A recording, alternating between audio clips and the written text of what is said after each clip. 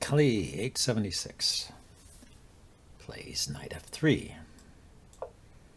Okay, I'll do a symmetrical response. Oh, he does another knight move. I feel like pushing a pawn here then. Let's see, is he going to continue? So, yeah, he might be thinking of developing the bishop here. Can I do anything about that? Could bring my bishop out.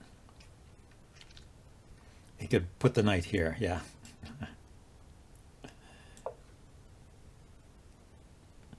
Sort of like a reverse Trompowsky.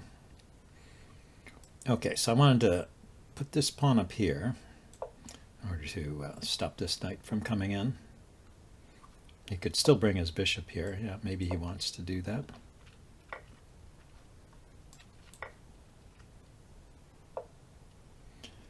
And, well, I was going to trade that knight off with my knight, but it's gone.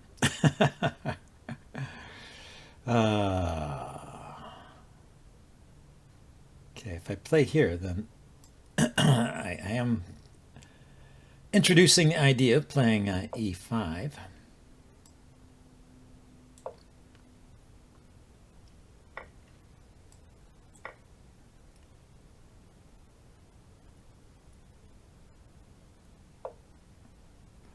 Queen there. So that's, I guess, to discourage me from castling queenside, also putting pressure on this knight. Let's just develop.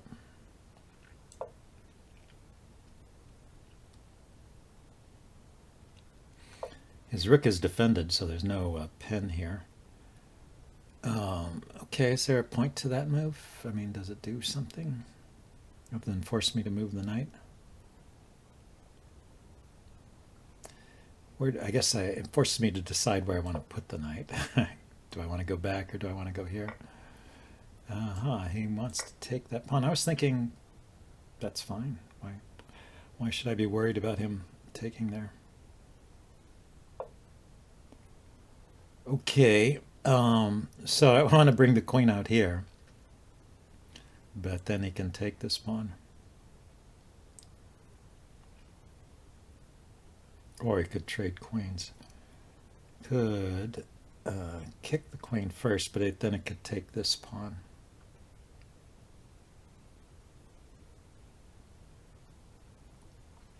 See, I put the bishop here, he takes, I take with the knight. It's not good enough, is it?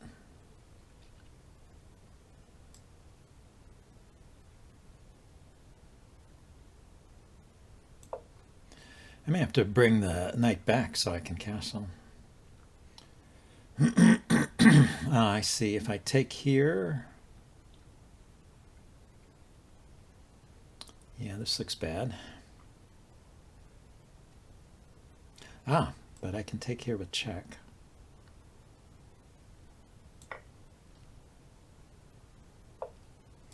And I can take here. Then I can put the bishop there, hitting his queen. Now, if I take here, well, this is protected now. I can go here and threaten to take here, which he ignored. Look at that. You know, I've been losing a lot of games recently, and one of the reasons I've been losing is because I respond to my opponent's moves instead of making threats of my own. So I'm happy to have won a game like that. If we look at this in the analysis board, I mean, it looks like he's just walking all over me here at some point, pushing me around with his pawns. But is this really good for white? 2.1. It is good for white. Where did I go wrong? Didn't like the pawn move. Thinks I should bring my knight out. Okay. Yeah, I guess letting him take my bishop Oh, letting him take my bishop wasn't the main problem here. What's the main problem? The main problem is something like h4, and then this bishop gets buried. So when he takes, then I'm okay. Okay. That gets me into trouble again. But he pushed there, and I went the right location. He left this hanging and pushed this pawn. Oh, he took there first. This is good. It's even better if I take with the queen. Why is that so good? I take with the queen. He takes. Take. Isn't he going to protect this pawn?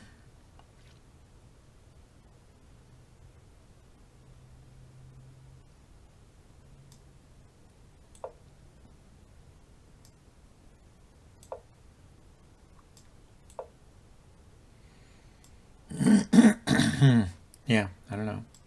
I don't understand that sequence. What if he just defends this pawn? Okay, it doesn't want to allow the knight here. And plus this is loose.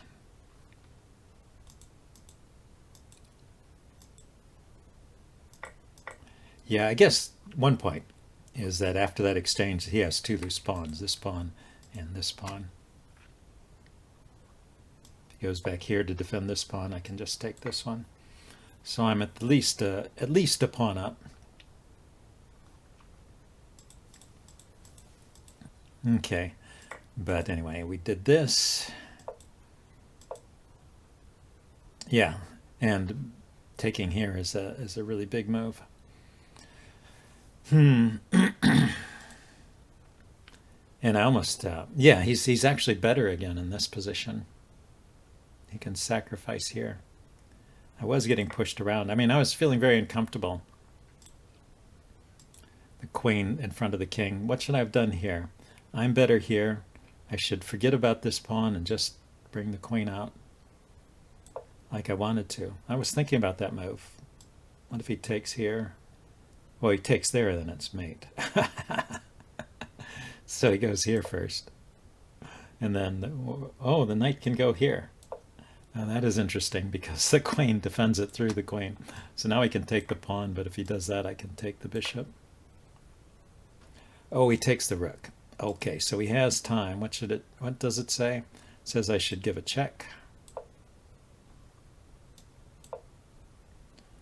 And then castle.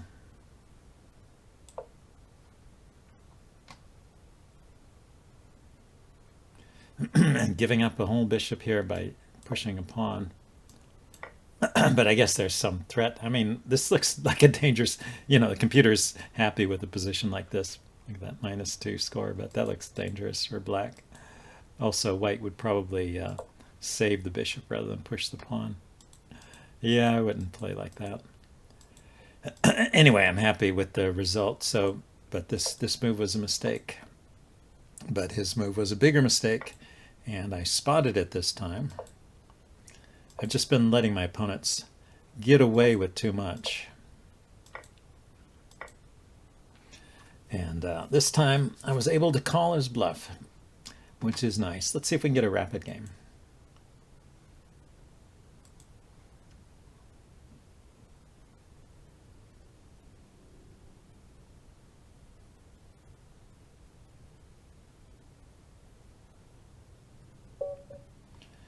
Okay, we can start with d4. Alan, 003.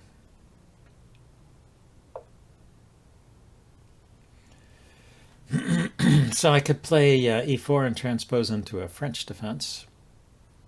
Oh, of course he could play something other than French, but that's the normal response there. But I'm going to play c4, keep it in queen's pawn territory. Yeah, so now this is transposing into a Nimzo-Indian, maybe? Yeah. So he just did a Nimzo-Indian by a slightly unusual move order, playing e6 and then knight f6 instead of the other way around. So he just castled here.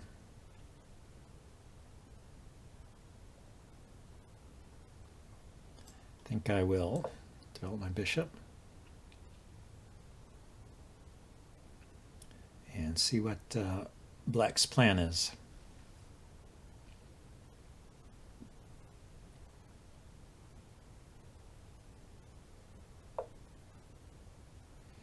Okay, he plays c5. I play that move a lot myself. Opens up the queen side a bit, weakens the center. That move I usually don't play right away. Because what happens if I push this pawn? He takes, I take. Well, this is pinned, so he could just take back. Okay, is he threatening to win this pawn? He takes, I take. It's still defended by my knight, so I'll just castle. Then he goes there. Yeah, I never play like that. I sometimes play with d6 and then e5. But this is an interesting way to play.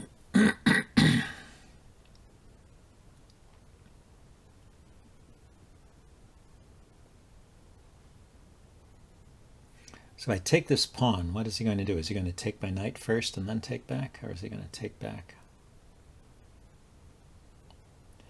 I think, though, I do need to get rid of that obstruction in the center. Try and get something going against this king over here.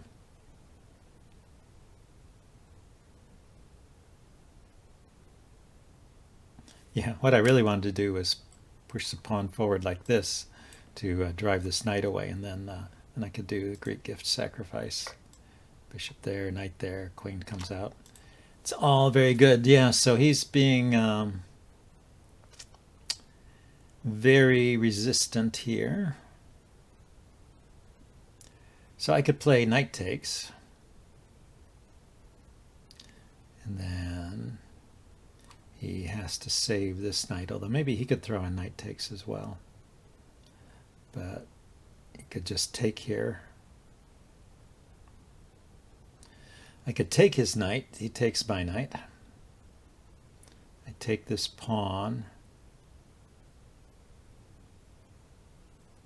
He takes my pawn. I take this rook and queen. So he takes this rook and queens.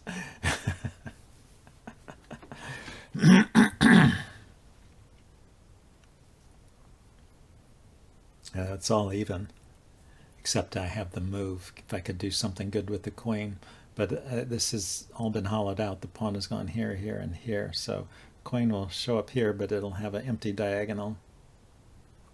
Similarly, his queen here will have this diagonal. This queen is defended, otherwise there might be a bishop takes pawn check to do the queen, but even after this knight is gone, it's defended by the rook. I can move this knight away, and then his knight is still hanging. But he'll just take this pawn then. So I guess I have to just take a pawn.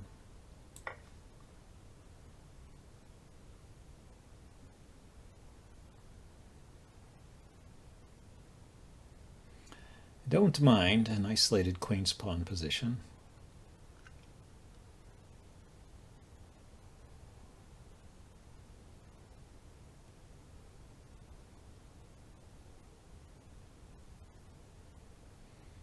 Is he looking for another intermediate move? I think he just has to take here.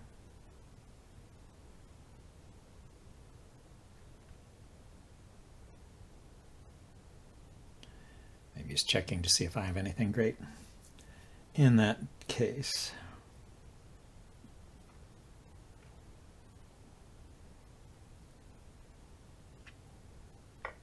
Looks pretty even. Oh, he takes there first. That strengthens my isolated pawn.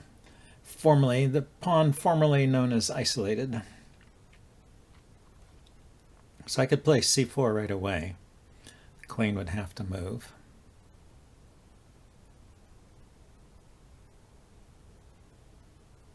This is still defended indirectly by the threat of the pawn check.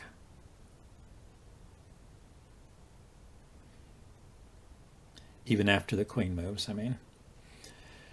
Then bring my bishop out.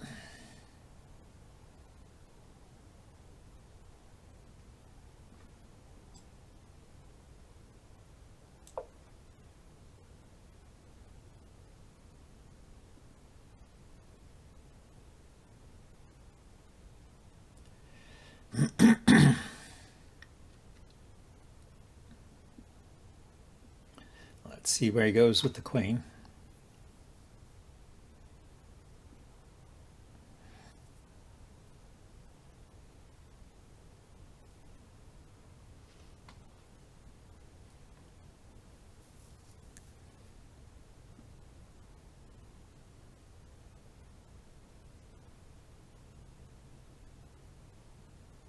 I mean, he could consider bringing the queen out here, but he wants to keep pressure. He's thinking of jumping here with the knight.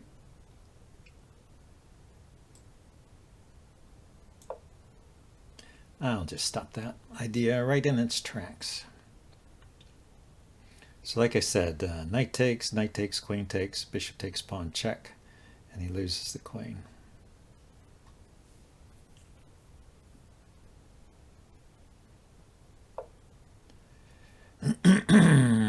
And the queen is loose in the position it's at.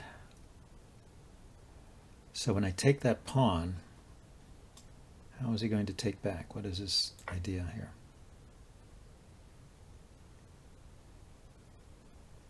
Because now I have two threats. One is this fork, and the other one is bishop takes, pawn check. He resigned. Yeah, there was no way out of that one. That's funny. He did use time. He used 2 minutes of his 10 minutes, and we're only on move 13, so that's not an unreasonable use of time. I was being a bit slow. If we go back here and look at this, yeah, he has to take. That's his best move, and then bishop here. So a couple of games where I didn't let my opponent get away with tricks. So I'm feeling good about that. I think, let's go back. Was there anything going on before that point?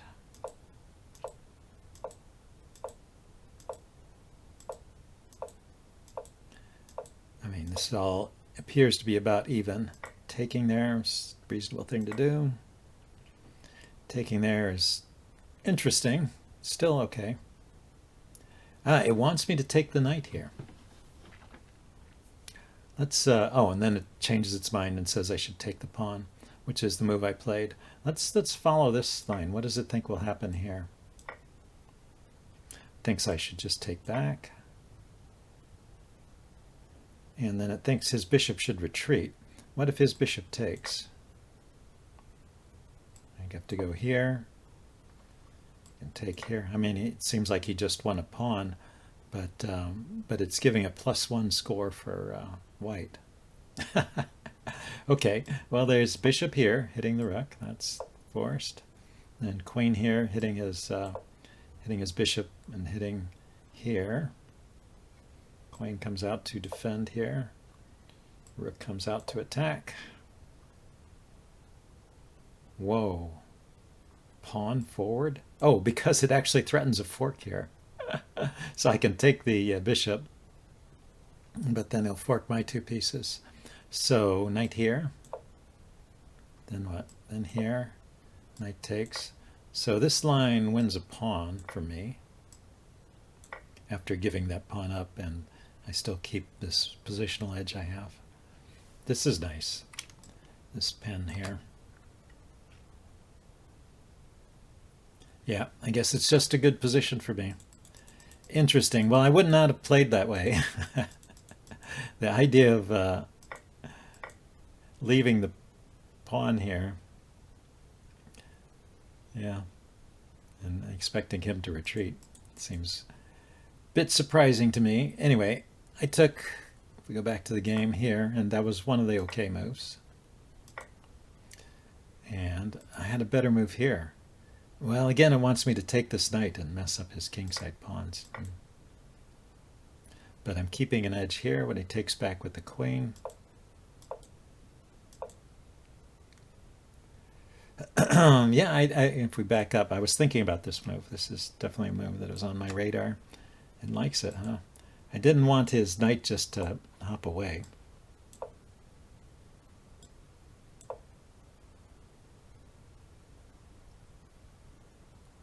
Okay, I guess it's not a threat because my knight is still defending there.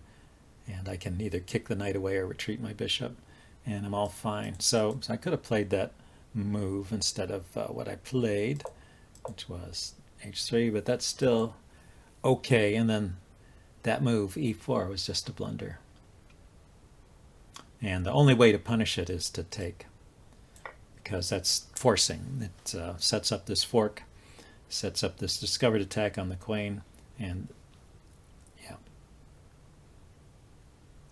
If the queen runs, then just take the knight. It's interesting that that's like even better than winning the queen is just taking the knight. I mean, he has some counterplay, it would appear. But, well, an extra piece at his king side is going to be messed up too. I guess that's good enough.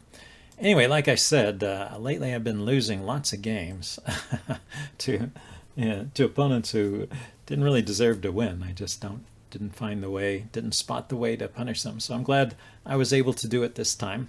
And I'll see you all next time. Bye now.